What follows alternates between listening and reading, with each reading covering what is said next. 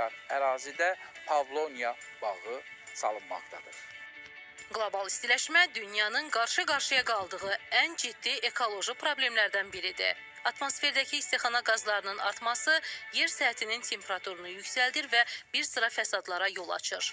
Təbii resursların azalması və ətraf mühitin çirklənməsi nəticəsində oksigen istehsalına ehtiyac da artıb. Bu problemin həllinə töhfə vermək üçün meşələrin qorunması və yenidən yaşıllaşdırma tədbirləri həyata keçirilməlidir. Bu məqsədlə Meyvəçilik və Çayçılıq Elmi Tədqiqat İnstitutu və Quba rayon İcra Hakimiyyətinin birgə layihəsi əsasında Zərdabi qəsəbəsində Quba Eko layihəsinə start verilib. Layihə çərçivəsində 2 hektar ərazidə İnstitutun mikroklonal çoxalma laboratoriyasında in vitro üsulu ilə çoxaldılmış Pavlonia ağaclarından ibarət bağ salınır. Pavlonia ştilləri toxumlarından kim istəsə var.